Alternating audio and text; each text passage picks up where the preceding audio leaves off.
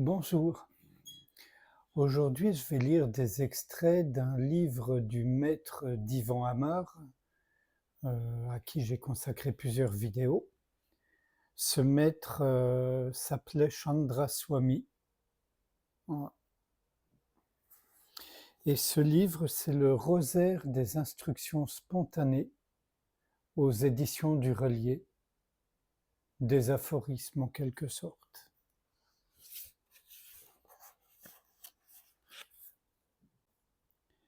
S'il se trouvait quelqu'un pour dire « Dieu n'est autre que ce que j'en dis », ou bien « Il n'est que ceci et ceci est rien d'autre que ceci », alors sache avec certitude que cette personne a encore beaucoup à apprendre à son égard. Tout vient de Dieu, tout revient à Dieu, tout émane de lui, tout est en Dieu, Dieu est tout. Ta conscience n'assimilerait-elle qu'une seule de ces vérités, tous tes besoins s'en trouveraient comblés.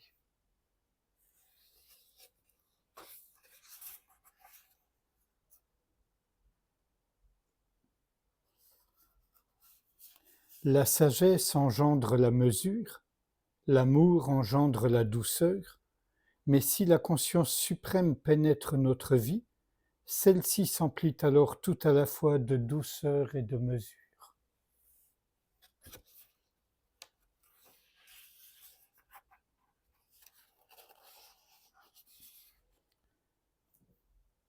Qu'est-ce que Dieu? Qu'est-ce que l'être avec majuscule? Quel est le véritable lien qui les unit? La réponse ne nous est apportée que lorsque nous nous réalisons. Avant la réalisation en Dieu, ou la réalisation de l'être, quoi que nous puissions concevoir de Dieu ou de l'être, n'est qu'échafaudage mental, article de foi, présomption ou référence au témoignage des Écritures.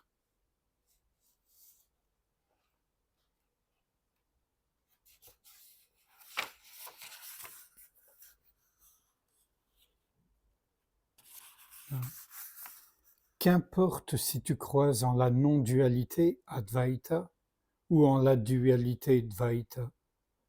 Combien la félicité spirituelle, la conscience, la lumière et l'amour t'ont à ce jour imprégné, voilà ce qui compte vraiment. L'être ne connaît l'accomplissement ni au travers d'une accumulation matérielle, ni par le renoncement. Tu dis, j'ai amassé tout ceci et il me faut amasser encore tout cela. Ou tu dis, j'ai renoncé à tout ceci et il me faut encore renoncer à tout cela. De telles idées ne peuvent venir que d'un moi illusoire. L'être dépasse tous les états. L'accomplissement naît de la réalisation de l'être.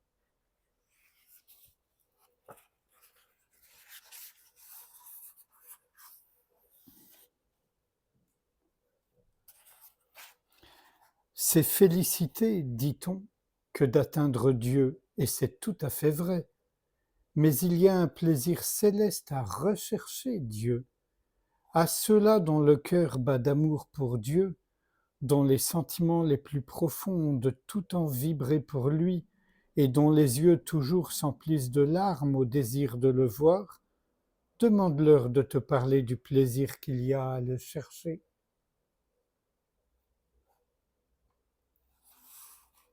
Si tu n'arrives pas à réaliser ta nature humaine, peux-tu te réaliser en Dieu?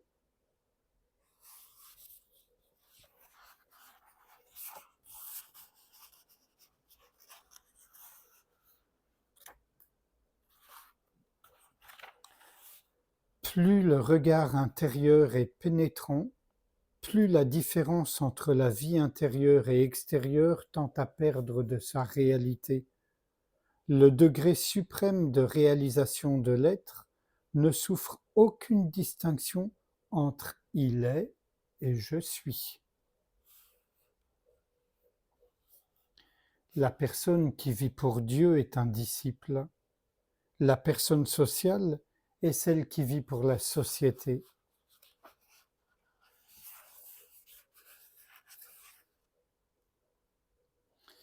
Et là, qu'on devrait faire écouter à tous nos amis, ou pas amis d'ailleurs, hein, qui manifestent sans cesse dans les rues pour un oui, pour un non, mais qu'on ne voit pas souvent pour les vraies causes nobles. L'esprit d'un révolté est aussi habité par des obsessions. Comment son action peut-elle être libre ?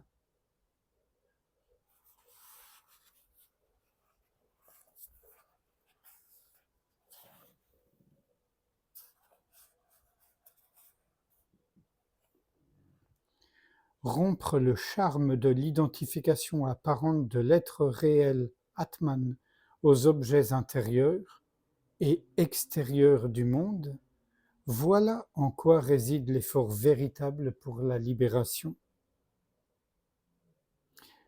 Une que j'aime bien, toutes les autres aussi je les aime bien, mais celle-ci est un peu piquante. Si tu tiens absolument à savoir comment Dieu se définit, lis ouvrage de philosophie sur ouvrage de philosophie. Mais si tu brûles de le percevoir directement, alors plonge au tréfonds de ton être. Et un tout dernier extrait.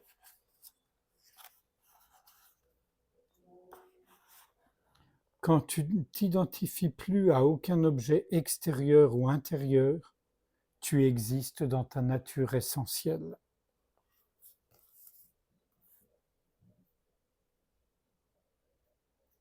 Alors ça résonne peut-être plus pour les gens qui ont une propension mystique, hein. C'est mon cas. Mais même si on n'est pas porté sur la mystique, hein, ça doit pouvoir faire écho. Si le mot Dieu gêne, on peut le remplacer par la source, la présence, l'espace infiniment ouvert, ce que vous voulez en fait, ou aucun nom. L'intelligence de vie.